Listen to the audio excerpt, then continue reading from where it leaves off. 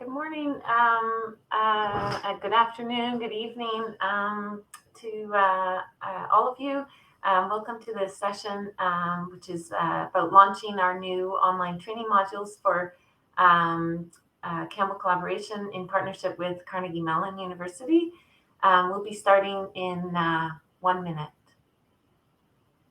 And while we're allowing participants to join, I'd just like to thank our sponsors, the Pan American Health Organization, the Evidence-Based Medicine Center at Lanzhou University in China, and Canada's Drug and Health Technology Agency, CADHB, as well as our panel sponsors and partner, UNFPA, the Partnership for Evidence and Equity and Responsive Social Systems, PEERS, the Epicenter, and the Ministry of Foreign Affairs.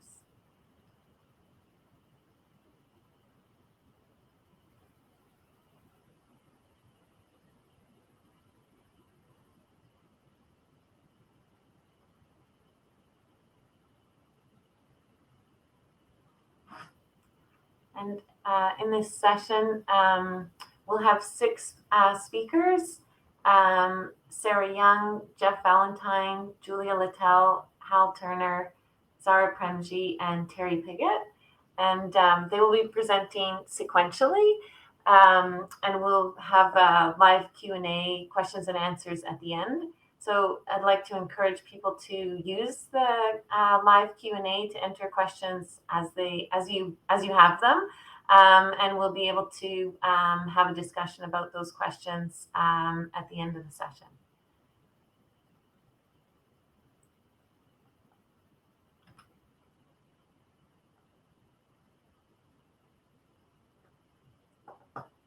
So in the interest of time, I will kick off with our first presentation, which is a recorded presentation from Julia Littell, who is also online with us today and will be in the live Q&A.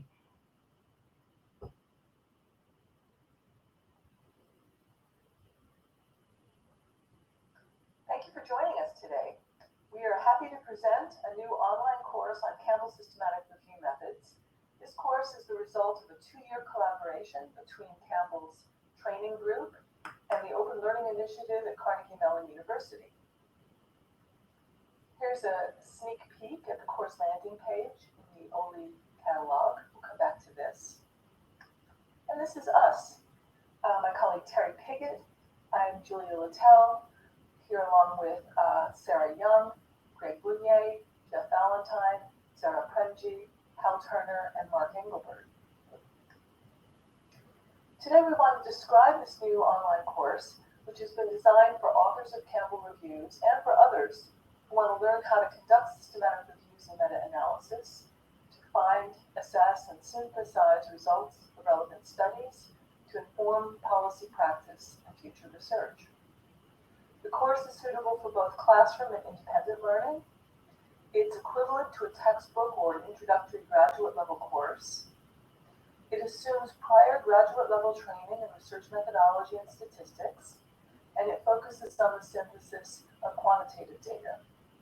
We want to encourage people to try the free pilot version of the course.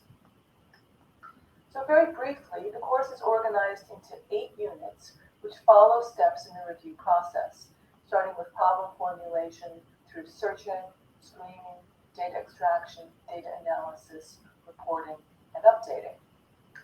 Each unit contains multiple learning modules, and each module contains multiple pages with specific learning objectives and assessment exercises on each page. So it's a very content-rich course. The course is licensed for open access with proper attribution, allowing no derivative products, and it's for non-commercial use only. So after my brief introduction, Zahra will talk about the need for training on systematic reviews and meta-analysis.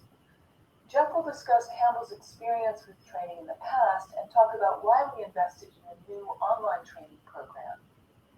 And then Sarah will discuss the bridge that we're building in this course between evidence-based practice and education and Campbell training programs. Hal will give us an introduction to the Open Learning Initiative platform, talking about its history and he'll give you a live demonstration of the course's first unit, along with an outline of the other course units and modules. And then Terri will talk about our pilot experience with the course.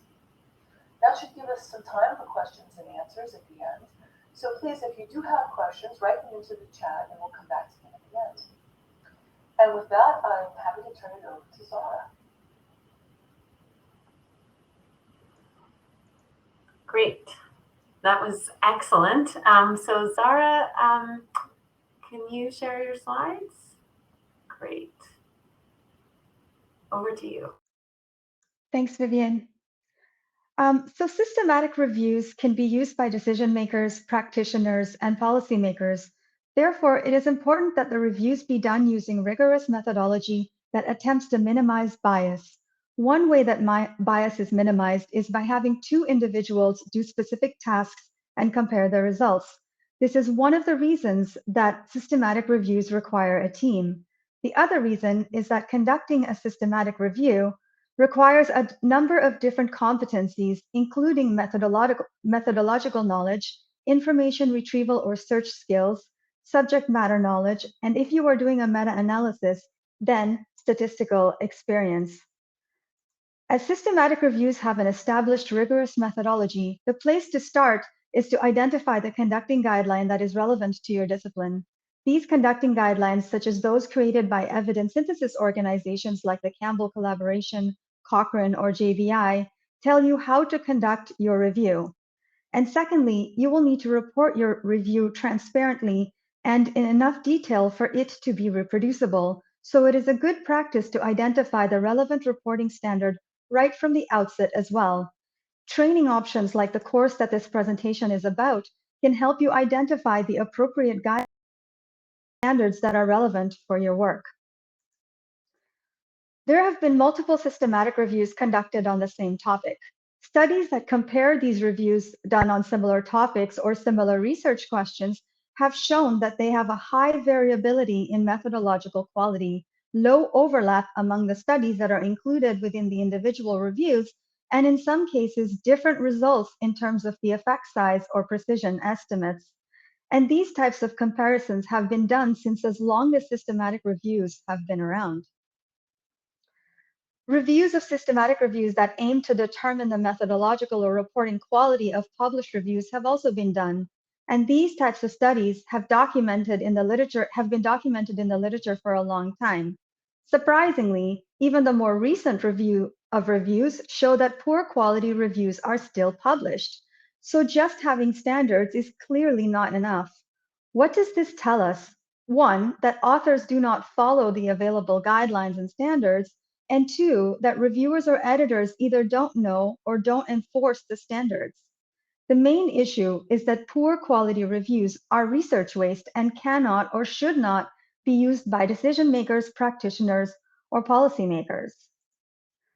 So what do evidence synthesis organizations have in common with reviews of published reviews? Well, they all advocate for and highlight the need for training for authors of reviews. Training about the methodological expectations for conducting a systematic review, training about the reporting expectations, and training about how to apply the guidelines and use the tools that are available to be used in the various steps of the review. I'll end with a quote from the Cochrane Handbook of Systematic Reviews of Interventions, where they explicitly state that first-time review authors are encouraged to work with others who are trained in the process of systematic reviews and to attend training. And with that, I will pass it on to Jeff Valentine to talk about Campbell's experience with training and why they decided to invest in the new online training program.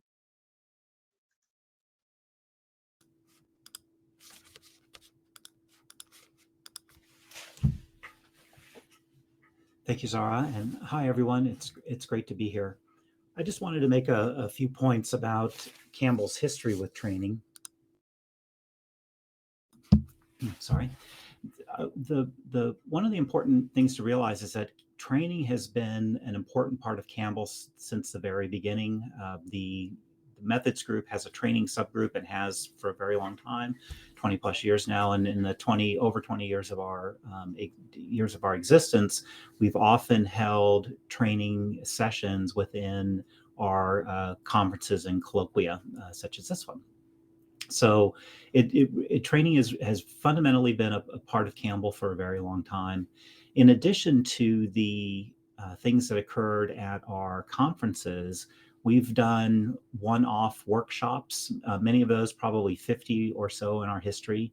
And typically what those will look like is there are something like 2 full days of experience and attend without having done any pre-work, and just get the entire systematic review and meta-analysis process fed to them throughout those 2 days. And our sense for a long time has been that we worry about the effectiveness of that training model. We worry that when participants come in without any sort of pre-reading or background, and then just get this massive lecture without a whole lot of practice, that it really doesn't lead to the kinds of lasting experiences that we would like. So prior to the pandemic, we, Terri, Pigott, Jennifer Hanratty, and I started thinking about and working on a proof of concept for what a different vision for training might look like. Right after that, the pandemic hit, and it made the need for some asynchronous training experiences even more acute. So when we were thinking about what could this model look like, we really wanted to focus on a model that would be widely accessible at either no or low cost. And certainly for Campbell reviewers, we think of this as a no cost training experience. And Campbell reviewers are our primary audience, but the materials are written in a way that really anybody can use them. As you heard in Julia's introduction, we think that this could be a textbook replacement for a graduate level class. And in fact, Terri Pigott will have more to say about that later on.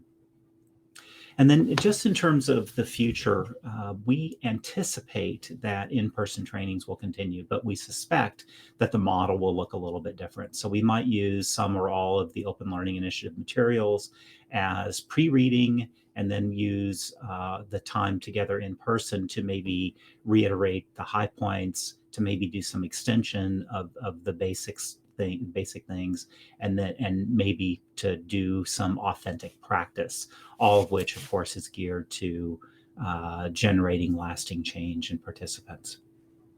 So that's all I have. The next up is Sarah Young, and Sarah will talk to you a little bit about the principles that we thought about when we were designing this system.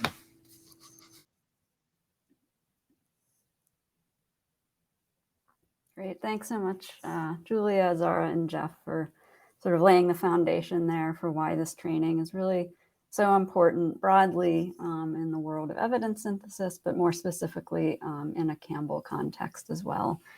So I'm just going to spend a few minutes talking a bit about some of the thinking and framework that went into developing this course, particularly as we were designing a course really about the production of and synthesis of evidence.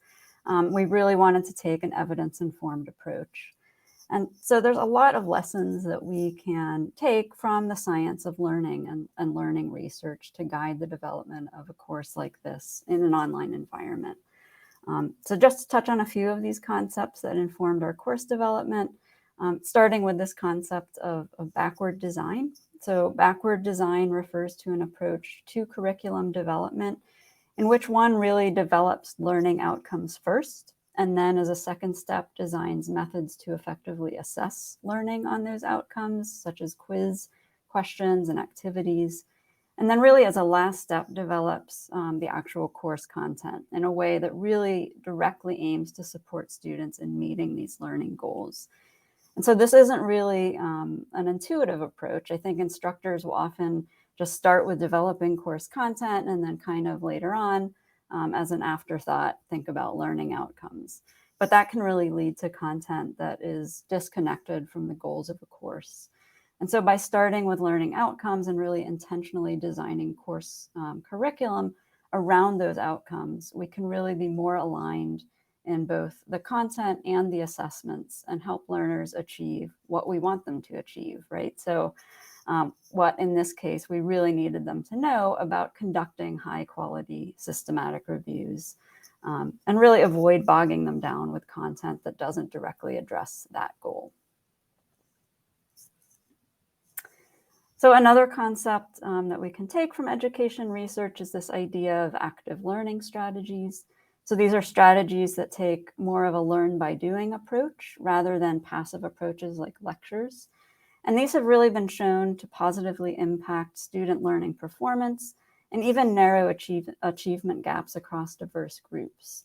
And so active learning in an online environment can be achieved through providing opportunities to practice skills, but also to explain ideas and approaches in one's own words. Another method that's sort of an important concept of active learning is this idea of feedback. And this can be done as part of the assessment process. So there's some evidence that the right kind of feedback, so this is meaningful feedback that really helps students reflect on their thinking about a concept and provide it in a timely way, can really help students learn and better understand material. So I've mentioned assessments a few times here. There was a lot of focus on assessments in building this course. And these are just ways of testing and assessing learning. So there's really two types of assessments that provide different kinds of benefits, both to learners and instructors. Formative assessments, which occur throughout the course to assess learning as the curriculum is delivered, and summative assessments, which are really more like tests at the end of course segments that assess how much someone has learned. And so with formative assessments in particular, feedback and opportunities to test knowledge as you're learning along the curriculum can support students in their learning, but really importantly can also provide real-time data to instructors and course designers about the effectiveness of the course content in helping students, again, really achieve the learning objectives. So with a well-designed formative assessment question, we can really look at the way students are understanding or maybe misunderstanding content, and then address this through iterations on the course. And then as Jeff, sort of alluded to, we can also use this course in kind of a synchronous classroom type instruction, sort of complementing that more in-person learning experience. And so this material can also be used, or these assessments can really also help identify particular pain points or complex concepts that really need that additional attention in the classroom. So it really turns out that the platform we chose for the delivery of this course, the Open Learning Initiative, or OLI, was really the perfect fit for this course design, because it really is designed to facilitate this evidence-based approach, really grounded in educational science. And you'll hear more about this in the next segment of the presentation. But I just wanted to also point out, and I think Jeff alluded to some of these points, we were also interested in a platform that would allow us to make a course that was freely available to a wide global audience, really provide options for both asynchronous, self-paced individual learning, but could also support the synchronous instructor-led coursework. And then also something that allowed for a collaborative, multi-contributor course building process. And of course, we wanted a platform that wasn't just going to go away in a year, but really has a sustainable funding and support model. And I'll just sort of close by noting that OLI also provided another invaluable asset in this process, and that was the support of a learning engineer, Greg Bounier, who really helped us better understand and incorporate evidence-based approaches. He really, in a lot of ways, upped our own game as educators and helped us use the OLI platform to its fullest and really kept us on track moving forward in this process. And I really don't think we could have done it without Greg's support. Unfortunately, he couldn't be here for this presentation, but we're very lucky to have his colleague, Hal Turner, with us. So with that, I will go ahead and pass it along to Hal, who's from the Open Learning Initiative, to tell you more about OLI and the platform. Thank you, Sarah. I appreciate it, and thank you everybody for attending. This is a really good crowd. I just wanted to encourage you to go ahead and use the live Q&A to get your questions queued up now, and we'll cover those during the Q&A session at the end of everybody's talks. Gonna share my screen now. And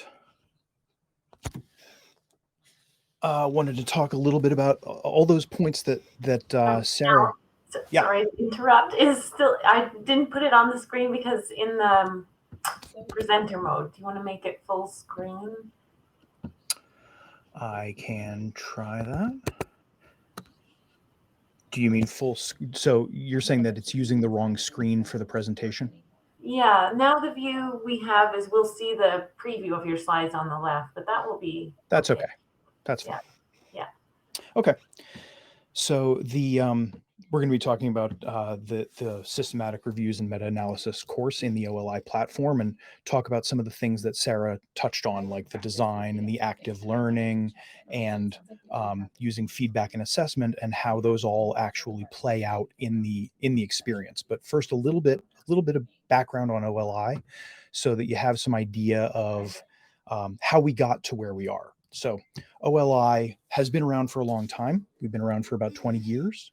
We're a research project at Carnegie Mellon University, looking into online instruction, what works, what doesn't.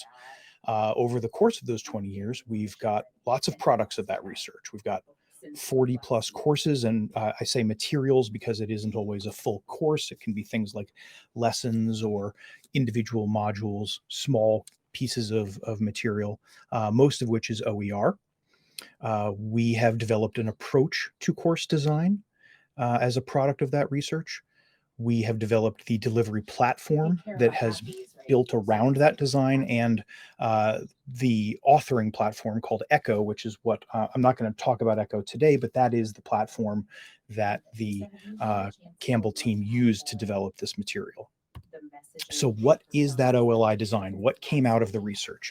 It's built on 4 main pillars: the student-centered, measurable learning objectives. I will show you some of those in the course, but this is a very intentional way of designing materials so that you give expectations to the students about what they're going to encounter and what is expected of them. You're going to use action verbs so that you can design activities around those learning objectives, and the design of those practice activities appear early and often. So essentially, on every instruction page, you're going to put 1 or more practice activities. This is important. We have a very cohesive environment, rather than having instruction in one place and maybe videos in another and homework in a third. Everything is embedded and linear. So if you think of it like a digital book, you would start on page 1, where there is some instruction and some practice right there. You don't have to bounce around different environments. In those practice activities, we provide immediate and targeted feedback. So what do I mean by the targeted portion? That means that in the design of the questions, the authors are anticipating all of the common mistakes that students make. So when you are teaching on a particular topic, the places where students get tripped up, you design the questions for those common misconceptions, so that the feedback can address those misconceptions. And then lastly, we collect meaningful data. Every interaction that the student has with those questions generates data. And what do we do with the data? We use it in 2 main ways. One is during the administration of the class. So you can use it in a dashboard view that gives you a visualization of where the students are struggling with the material or where they're not, so that you can address that. But then it's also used, as Sarah mentioned, in iterative improvement. So the data helps you identify places where the students are struggling, and you can go back and tweak those areas without having to worry about a wholesale redesign of the material. So a little bit about how OLI works. It's relatively simple. Once you have an instructor account, it just takes a few minutes to set up your materials, literally minutes. I would say, 3 to 5 minutes, depending on how many changes you want to make. People use OLI materials around the world in all different classroom styles, literally every kind. Online and remote is common. Face-to-face is still our most common. where you have a traditional face-to-face class and the OLI materials are just used as an online textbook replacement or supplement to the material. Traditional hybrid, where some of it is online and some of it is in person, and Emporium, which is for those who are unaware, Emporium is a sort of modified hybrid where students will join a sort of recitation period, and they do their homework and their active learning in the recitation, where they can talk with instructors or teaching assistants, and then the rest of the work is done at home. OLI materials can be delivered into one of two methods: single sign-on in a learning management system, which really applies mostly to educational institutions, or if you don't have a learning management system, you just use the OLI website. This course has no payment on it, so you don't have to worry about the pilot having any fee associated with it. But generally, when you do use OLI, students can pay individually, or you can arrange for organizational invoicing if there is a fee at all. And when you do have students, again, this is for educational institutions. Actually, you can use this outside of educational institutions as well. You can make OLI payment codes available, sort of like, gift cards or access codes. And then the rest of the presentation is about Echo, which does not really apply here. So I'm going to switch over to the student view of what this course looks like. Let's go back to the syllabus. So I am signed into a demo version of systematic reviews and meta-analysis, and I'm here on the syllabus page. It's very much like a table of contents with the unit and module structure that was referenced earlier. Right now, the unit 1 is what we have in the pilot, and as a student, what I've done is I've walked through module 1 to generate some data that I can show you from the instructor view in the learning dashboard. So here's what a page will look like. So this is just an introduction to the course, and here's some information about this module. But now this is a representation of a typical page in an OLI course. We've got the learning objective at the top, and you can see that it's got an active verb in it, and all of the material that has been placed on this page is strictly aligned to this learning objective. Now, of course, we're at the very beginning of the course. Things are very elementary here, but as you get deeper and deeper into the course and the material becomes much more complex, this becomes very, very crucial to efficient learning by the students. So having these student-centered and measurable learning objectives at the top of the page is helpful both for the authors, but mostly for the students. As they work through the material, they know what to expect and they know what is expected of them. So here we're going to identify key components of a systematic review, and it starts with a little bit of exposition, and then bang, we're right into the practice. Again, you're learning early and often. I've already worked through this and have gotten my feedback. That was to generate the data, but I just wanted to show you that the targeted feedback is it's designed very intentionally around the misconceptions. So when a student chooses the wrong answers, having the targeted feedback is very much like having a TA standing over your shoulder and explaining what went wrong, and encouraging you to go back and find the right answer. And then generally the correct answer, it's not always the case, especially with elementary materials like this at the beginning of a course, but generally the correct answer will also be accompanied by reinforcement. Students don't always know why they got the answer right. So putting additional help, scaffolding in this positive feedback is beneficial to the students in that way. Okay, so as you work through this material, especially as the class does, what you're doing is you're generating a body of data, and that data is used by the instructor, excuse me, can be used by the instructor in what's called the learning dashboard. Let me switch over to the learning dashboard. This is I'm signed into the same course, but now instead of being a student, I'm signed in as the instructor. And I'll show you that if you visit the learning dashboard, it will take you to the module where the students have done the most work recently. It happens to be module 1 where my student account was working, and I've done a really good job. My student has a really good grasp. These bars are here. Let me blow this up a little bit, make it easier to read. These bars are intended to be a view into how well students are grasping these learning objectives, whether they're meeting them. It isn't about percentage right and wrong, it's about learning over time. We actually call this a learning estimate.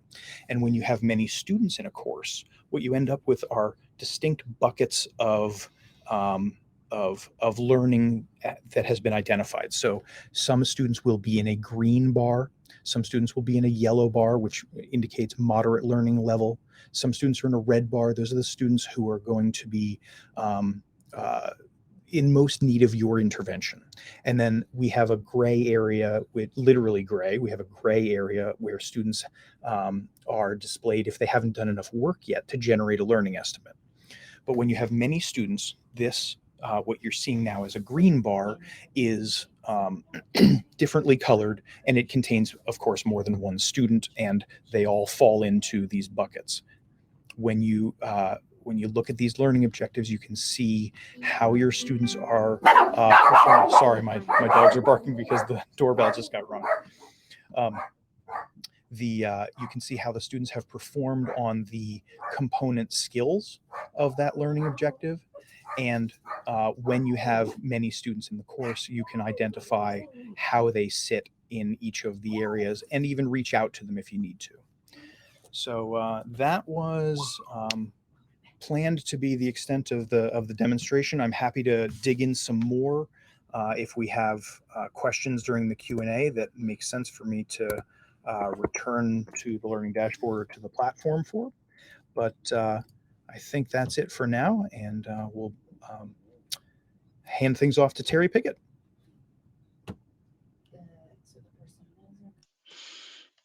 Thanks, Hal. I just want to give a quick overview of our pilot experience with the course. We basically had sort of two different ways in which we piloted the course. In the first way is that I incorporated the materials into 2 training workshops that are funded by the U.S. National Science Foundation and the Institute of Education Sciences. To teach people either who are beginning in systematic review and meta-analysis, or those who are advanced. I've used for those 2 training grants. They are both 5-day workshops. We use these materials as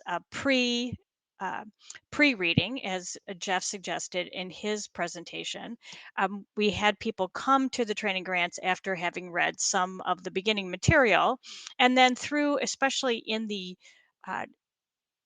National Science Foundation training workshop, where people are new to systematic review, we read pieces of our materials throughout that week.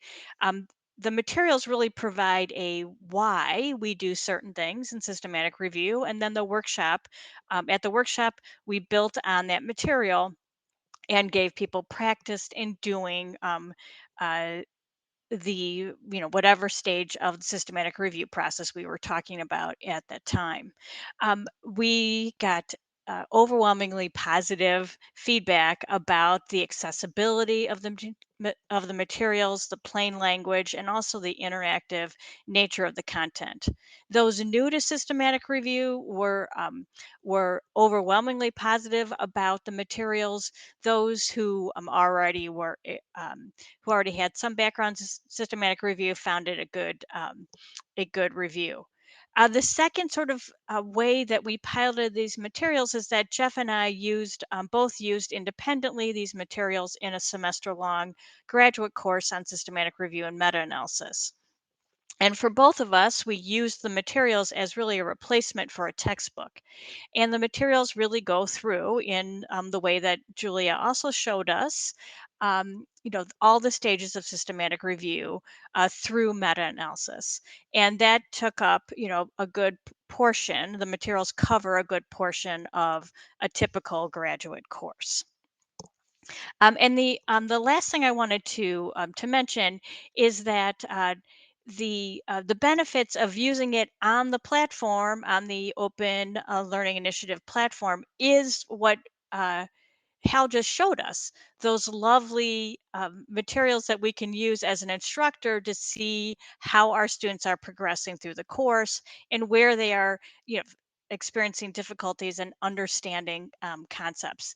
Those instructor resources are more than I could ever imagine developing on my own, and they turned out to be really helpful for both of us as we were teaching the course.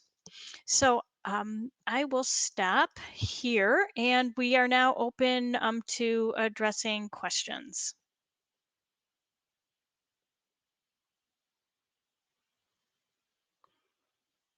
Oops. Starting at the beginning, we have a couple of really good questions from Kate. I don't know if folks can see the answers in the chat, but just briefly, the first question was about whether offering this course to Campbell reviewers will address issues of research waste.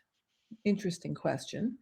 And we pointed out that waste associated with low quality systematic reviews is not just a Campbell problem, and this course is available beyond Campbell.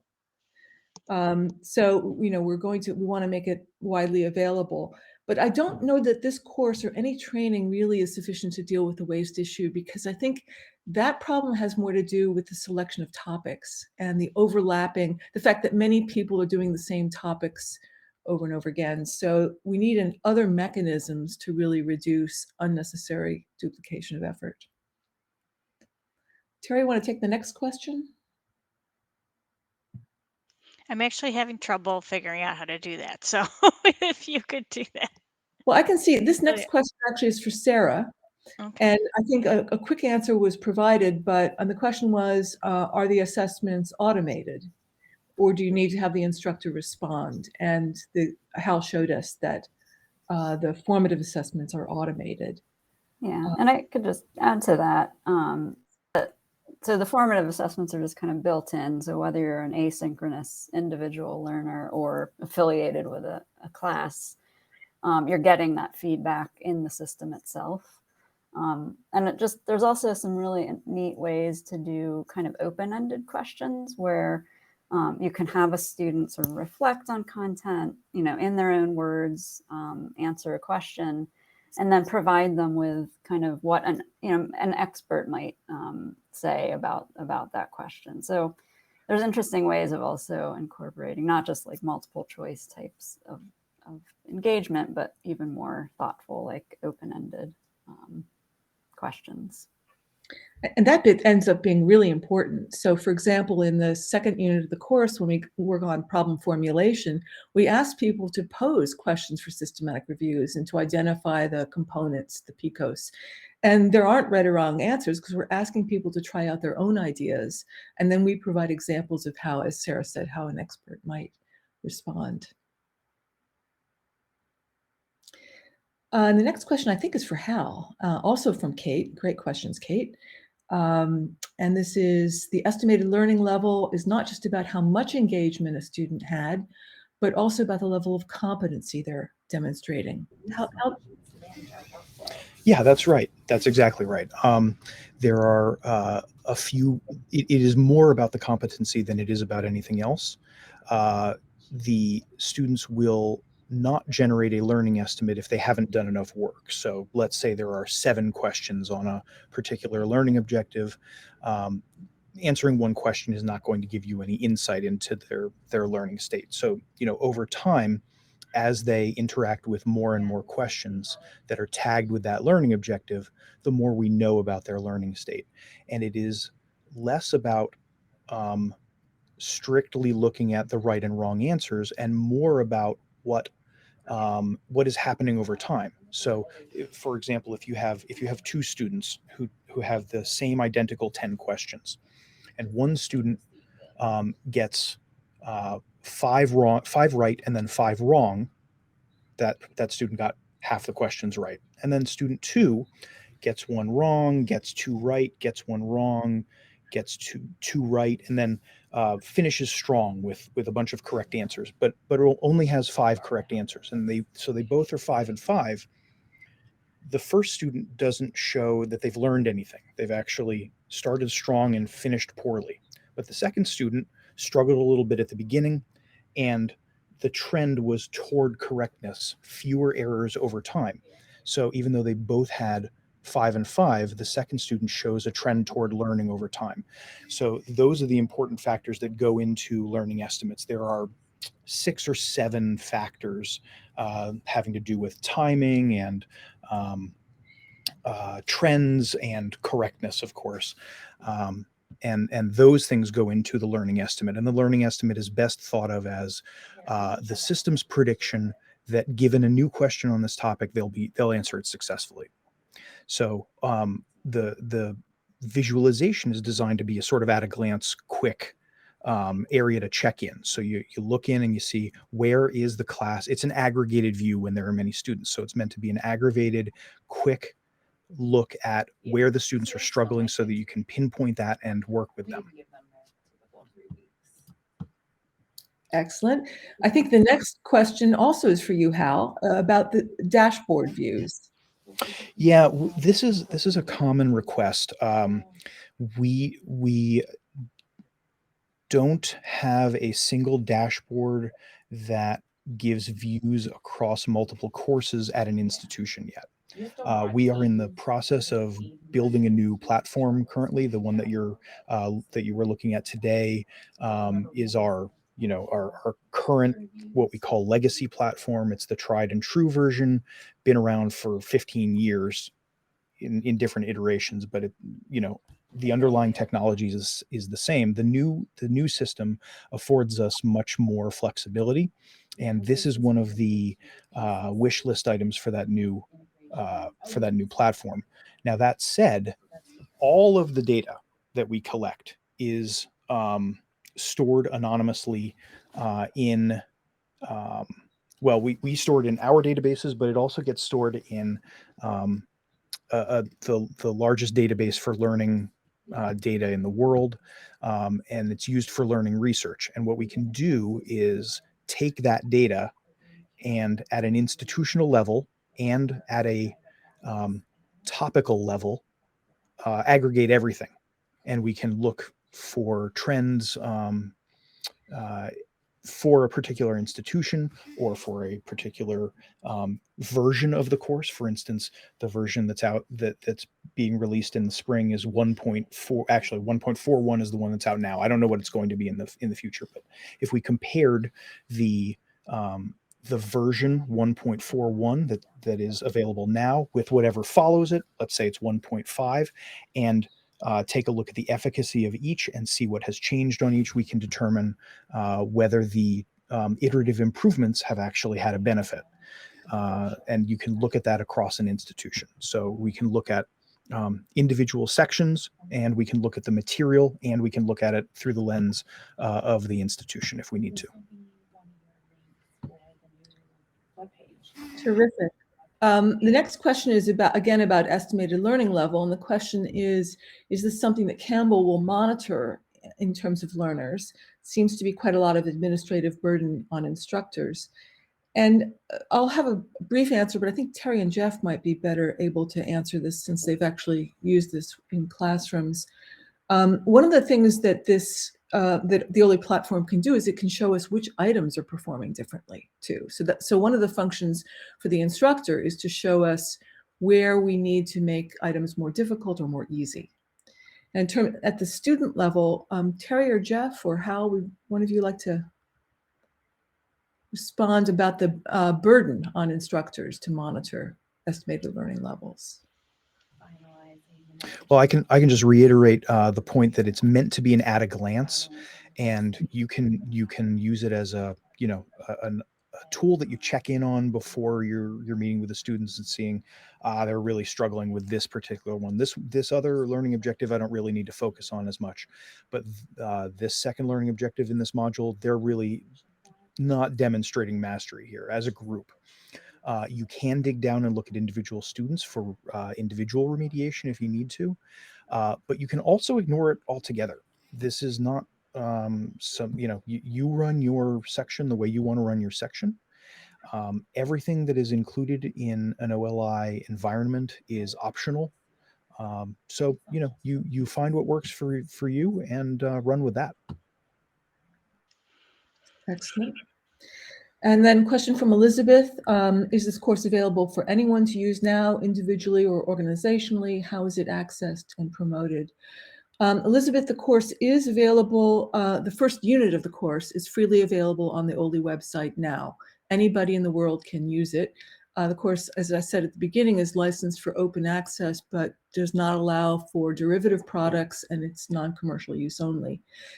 In January, we plan to have the entire course up and available, and it should be freely available while we're in this pilot phase. We do plan to sort of continue to work on this and may augment it, may add new modules, even separate courses, maybe even a certificate program down the road. And maybe Jeff can talk about that a little bit more. Jeff? Yeah, thank you. We are open to any ideas that folks might have. So either speak up or drop us a note. But as Julia mentioned, we are thinking about other things that we can do with these materials. So one example is building in a certificate program, which would require some summative assessments and things like that. That certificate program would probably have a modest fee associated with it that would be a source of revenue for the folks at OLI and at Campbell. So that's one possibility. We're of course happy to hear other thoughts as well.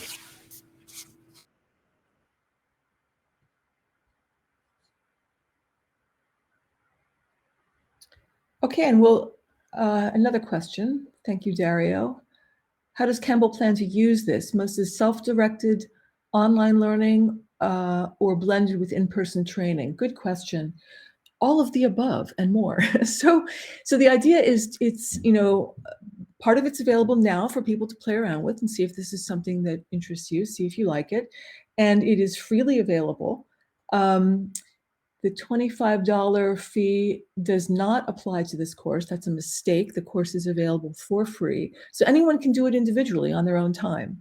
And right now, any instructor can point their students to it.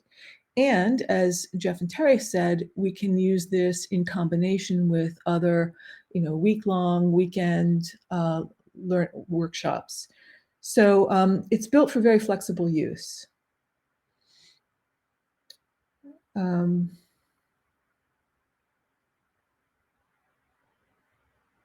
Kate has a question or a comment.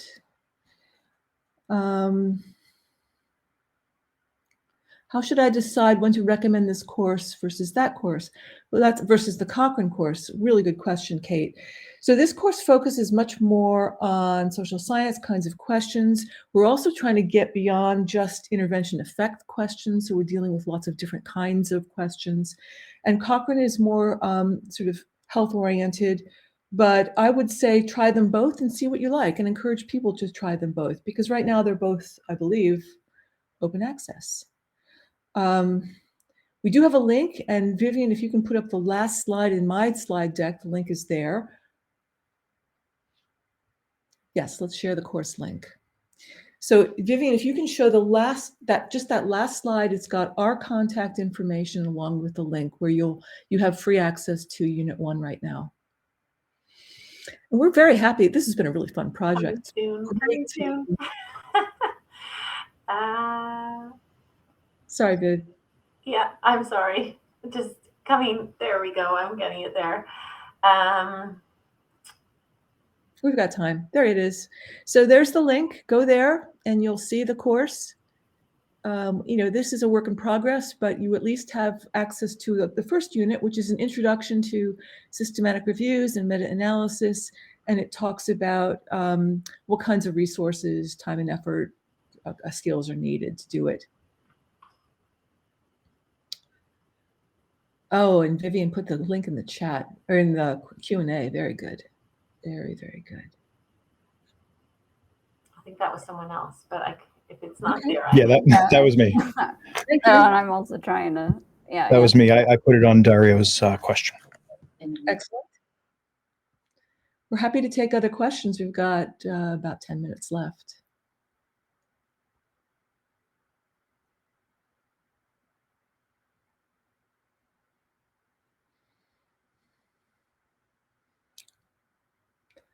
Or you can all go and have a look at the course.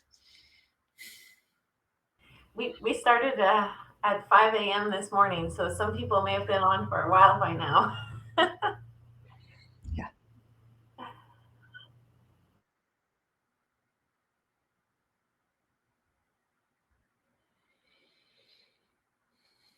Any parting comments from our wonderful panel of presenters? Parting advice?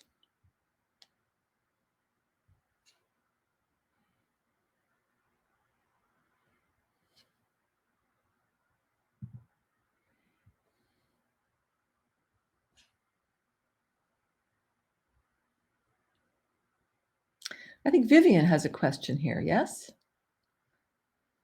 Well, only if you ran out of things to talk about. It was, where is my camera? People may be checking out the course itself, which would be lovely, but go ahead, Viv. Yeah, so I have checked out the course, and I think it's wonderful. I did check out a beta version that Jeff shared with me some time ago. But my question is about other kinds of things that Campbell is increasingly trying to do training about, which is, how to be an informed consumer of evidence. So how could we help decision makers, policy officers, and then maybe how we can, promote systematic review authors communicating the results of their reviews in plain language. Anyway, those are just questions for your future development ideas about whether this would be a good system for that. Jeff, would you like to take that? That seems right up your alley. Well, I mean, it's a great question. We wrote the materials from the standpoint of a learner, someone who's wanting to learn about systematic reviews, not somebody who's wanting to use systematic reviews as a decision maker. But my sense is that like the first unit, is pretty close to being written at that level, and you could easily imagine how it could be revised. And then I could imagine a couple of other units that would help policy types wrap their heads around what a quality systematic review looks like and entails. So if you think about funders and why these things can't be done in a couple of months. So yeah, you should encourage us to think about that after we get these launched in January. Great.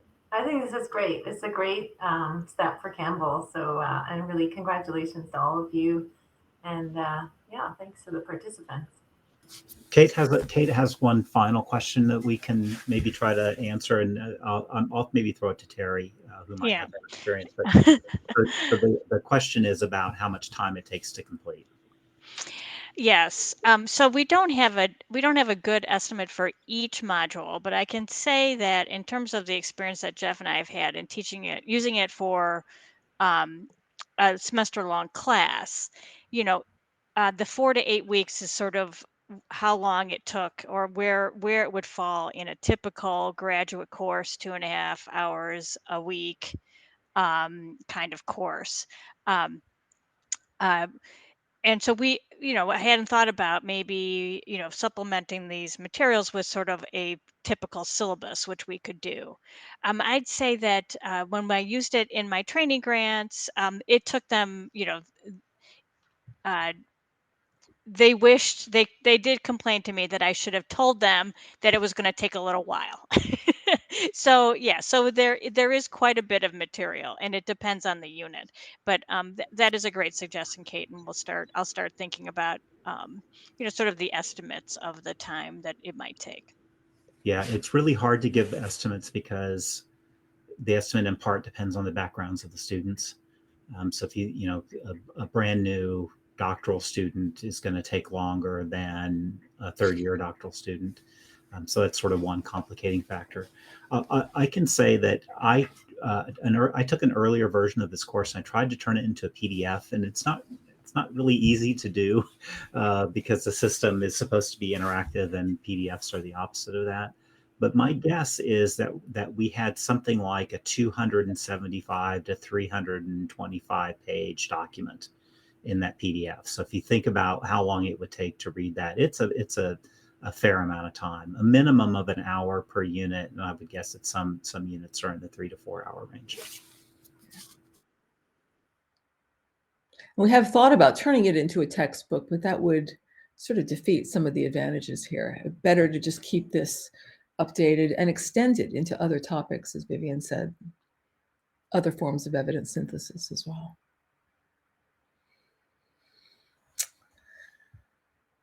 Okay, any last minute questions? Yeah, so the last thought in the comment is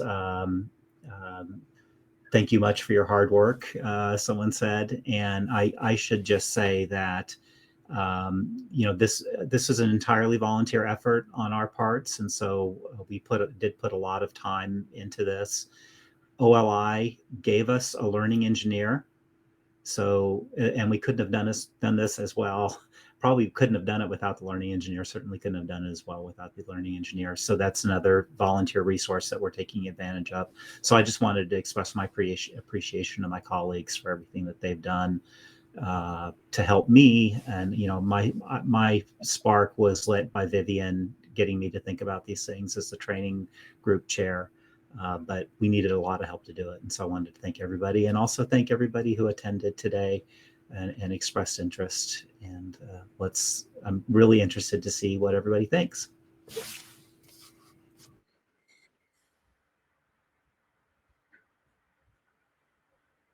Terrific. Thanks, everybody.